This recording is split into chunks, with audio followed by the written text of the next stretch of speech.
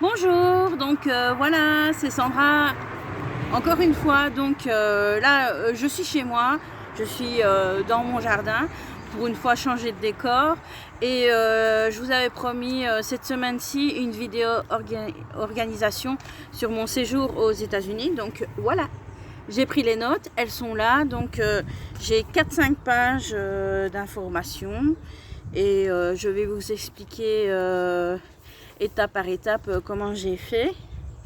Et je vais fonctionner, je vais pas faire des vidéos par rapport à comment j'ai réservé sur le site. Je vous mettrai en barre d'infos tous les sites sur lesquels j'ai réservé. Donc si c'est sur tickettattraction.com, eh ben, je mettrai en barre d'infos. Pour l'ESTA, pareil. Bon, il y aura quelques détails que je vous expliquerai directement. Mais là, on se retrouve après le nouveau générique spécial Disney World.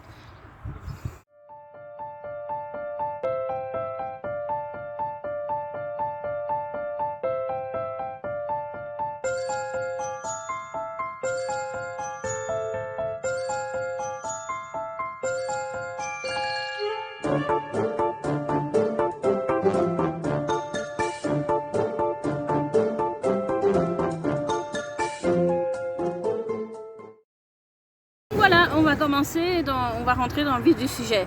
Donc j'étais partie en mars 2020, juste une semaine avant que les frontières ne ferment aux États-Unis, pour mon premier voyage à Walt Disney World. Et en rentrant, je me dis il faut que j'y retourne. Une semaine, c'est pas assez. Donc voilà, ce qui est fait, c'est que la décision a été prise de repartir. Bon, le Covid, les fermetures des frontières se sont mises en place. Il a fallu attendre quasi 2 ans pour être sûr de pouvoir retourner aux États-Unis. Donc ici, quand je commence à réserver et à organiser un voyage, en général, c'est 1 an à l'avance. Ici, on a commencé à réserver au mois de septembre, donc 1 an et 1 mois. On a réservé via ATD, mais ça, je vous l'expliquerai après. Là, après. Voilà, on a réservé via ATD. Et en fait, sur ATD, il y a 3 parties. Il y a une partie anglaise, une partie irlandaise et une partie allemande. Donc, sur l'irlandaise et l'allemande, on paye en euros. Et au niveau des réservations, on peut faire soit un pack hôtel et entrée, ou alors l'hôtel et les entrées payées séparément. Mais est-ce que c'est plus avantageux? Je n'en sais rien du tout. Le site ATD, donc attractiontickets.com ou attractiondirect.com. J'ai appris l'existence de ce site via une vidéo de youtubeurs Cine et Alex, donc c'est des Liégeois. Et pour le moment, ils sont justement sur les parcs. Donc prochainement, je dis pas d'ici 1 ou 2 semaines, mais d'ici quelques semaines, il y aura sûrement des vidéos, des vlogs sur leur séjour à Orlando. Donc leur adresse sera en barre d'infos. Donc voilà, au niveau de ATD, ce que je peux dire aussi, c'est qu'il y a possibilité de payer par mois. Donc lors d'une réservation, en général, l'acompte est de 50 €, plus ou moins. Donc voilà, vous pouvez réserver et payer vos 50 € d'acompte. Et après, vous payez au fur et à mesure. Donc, ce qui veut dire que certains mois, vous pouvez donner 50 €, d'autres mois 500, certains 100 €. Mais ce qu'il faut savoir, c'est que le solde doit être payé au moins 2 mois à l'avance. Ici, on avait commencé à réserver au mois de septembre. On part le 3 octobre. Et donc, pour début août, il fallait que tout soit payé. Donc là, on est tranquille. Tout est déjà payé depuis, je pense, 15 jours. Donc voilà, tout est tranquille. Après, en septembre, on a fait la réservation. La seconde grosse étape, c'était les billets d'avion. Donc ici, je suis passée par agence parce que je préfère, c'est plus sûr. Parce qu'il y a une année où on avait réservé via un site comparateur de vol et en fait ça a été la croix et la bannière pour récupérer l'argent de nos vols parce que on va dire quelques heures avant notre départ, il y a eu une grève des bagagistes et on n'a pas su partir. Au niveau des conditions pour partir aux États-Unis, pour l'instant, elles sont il faut le vaccin 2 doses. Donc moi je suis à la 3e, donc c'est bon. Et il faut un test PCR. Au tout début, quand ils avaient annoncé le test PCR, ils avaient dit normalement le test PCR devait faire dans les 48 heures, mais depuis un petit rebond du Covid, merci, on doit le faire 24 heures avant le départ. Donc ce qui veut dire que moi je pars un lundi, ça va être galère pour faire un test PCR ou antigénique un dimanche. Donc j'espère trouver une pharmacie de garde le dimanche matin, sinon ça sera à l'aéroport, et à l'aéroport c'est très très cher. Donc j'ai regardé un petit peu les prix au niveau de Zaventem. Donc c'est 135 € le test PCR rapide. Donc il vous envoie les résultats par mail et sur l'application Covid Safety Kits ou Corona Pass. C'est en fonction des pays, ils ont donné des noms différents. Et pour le test antigénique, c'est 55 €, mais vous recevez les résultats que par mail, donc c'est même pas inclus dans votre application Covid Safety Kits ou Corona Pass. Enfin, voilà quoi, vous avez un petit peu compris le but du truc. Après, niveau quand vous avez réservé ça, normalement, et que vous avez réservé sur ATD, il faut compter au moins 10 jours avant d'avoir des nouvelles d'ATD pour pouvoir lier votre réservation à votre application My Disney Experience, que je mettrai un lien aussi.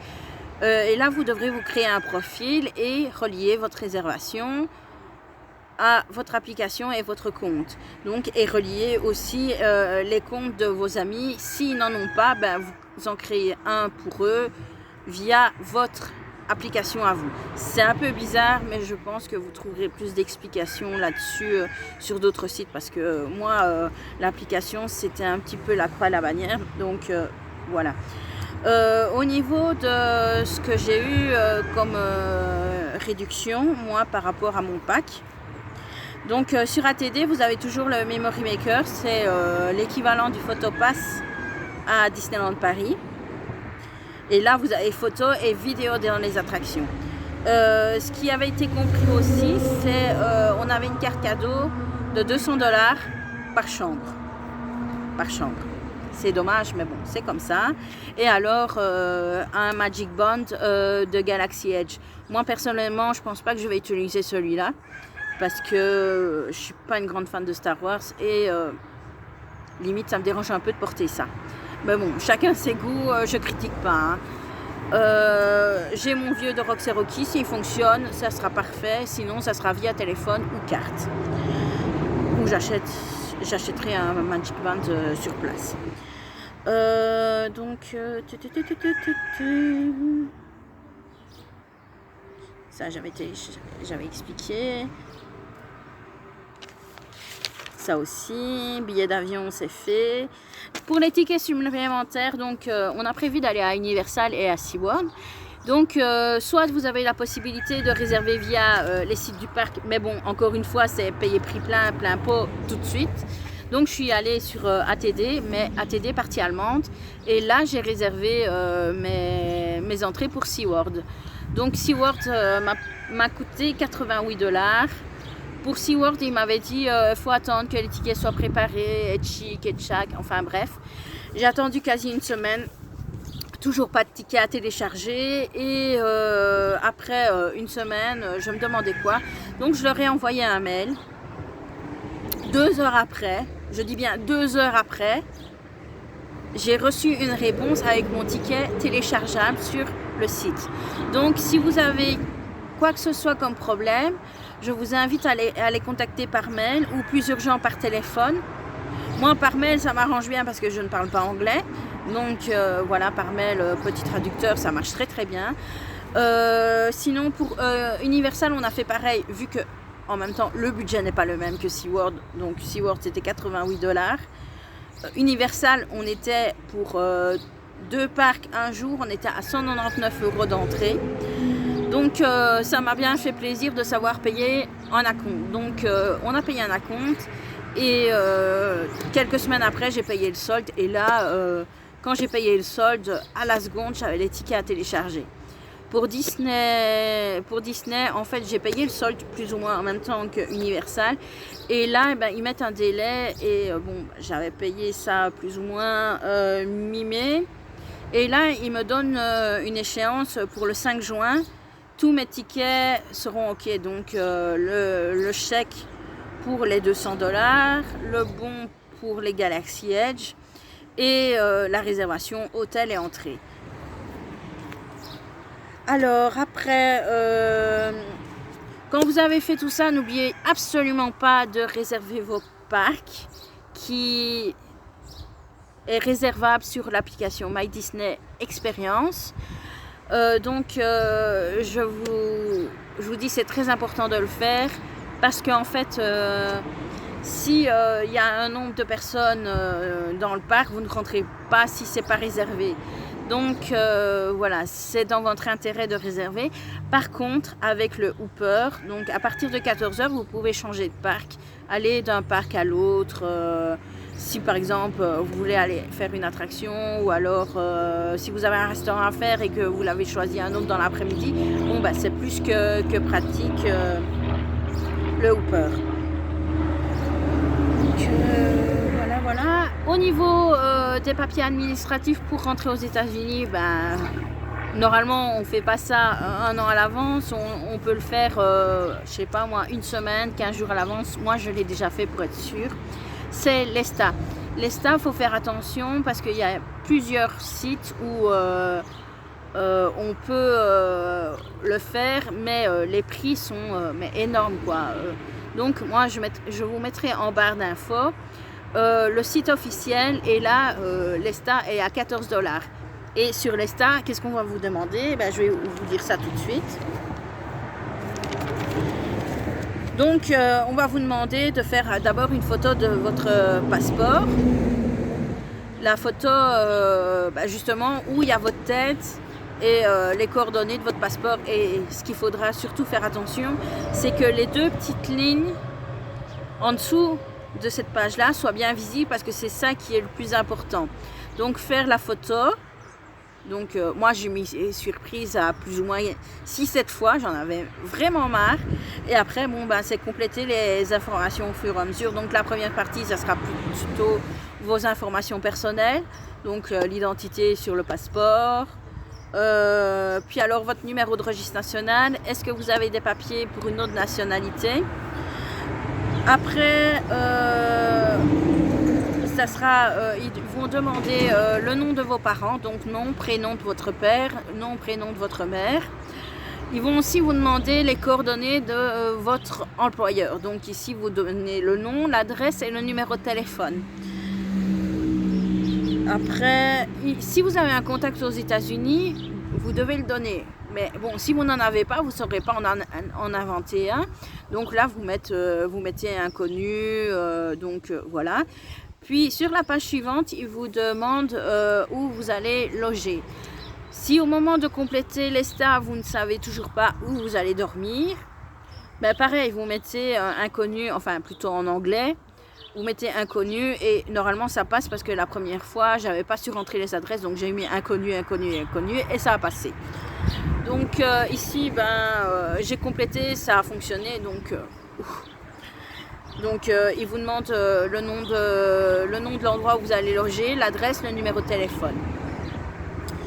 Après, niveau sécurité, ils vont vous demander un petit peu niveau casier judiciaire, est-ce que vous en avez un, est-ce que vous avez déjà été soupçonné d'attentat terroriste, avez-vous déjà été en Syrie, Iran et compagnie, ça ils vous le demandent, donc il y a plus intérêt à ce que ça soit non partout. Et après, il vous invite à payer soit par carte Visa ou par PayPal. Moi, j'ai payé par PayPal, c'était plus facile. Après, juste avant le départ, genre une semaine, voire une semaine et demie, il faudra se décider sur comment rejoindre l'hôtel. Donc comme les vols peuvent encore changer assez régulièrement, comme j'ai eu le cas pour mon vol retour des États-Unis, donc normalement je devais repartir le vendredi 14 et ils me font repartir le 15. Donc j'ai 24 heures en plus aux États-Unis. Chouette! Donc voilà, il a fallu... enfin, les vols peuvent encore changer et on verra bien comment ça fonctionnera. Donc pour la réservation du transport, donc il y avait le Magical Express qui était compris dans la réservation, donc qui était gratuit.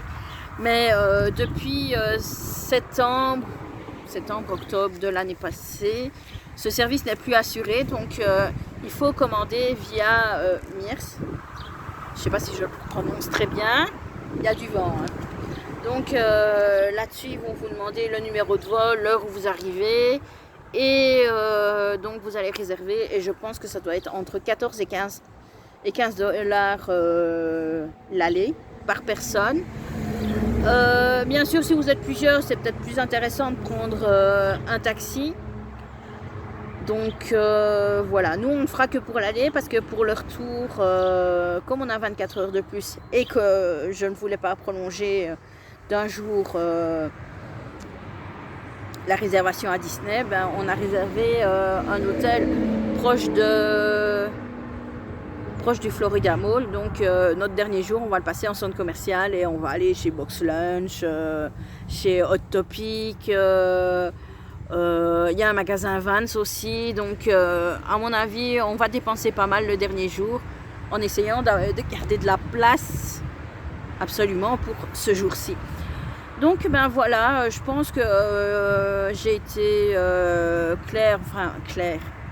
J'espère que j'ai été claire. Si vous avez d'autres questions, ben, je vous invite à le faire en commentaire. Et bon ben on se verra pour une prochaine vidéo sur une partie organisation, planning, mais je pense pas que les vidéos Walt Disney World vont arriver là sous peu. À mon avis, un mois avant, je vous ferai une vidéo sur le planning de notre séjour. Donc voilà, je vous dis à une prochaine fois et bye bye. Et ah oui, j'avais oublié un point que j'avais noté pourtant. Les réservations pour les restaurants se font à J-60, contrairement à avant où c'était à J-180. Donc voilà, on va essayer de réserver un restaurant ou l'autre, mais c'est pas notre priorité du séjour, donc voilà. Et au niveau des fast-pass, c'est supprimé. On avait possibilité de payer Genie Plus, mais apparemment ça va être supprimé. Enfin, il y a une histoire avec les Genie Plus, donc je ne sais pas trop comment ça va se passer, mais on va faire au mieux pour profiter du séjour. Allez, cette fois-ci, je vous laisse. Bye bye.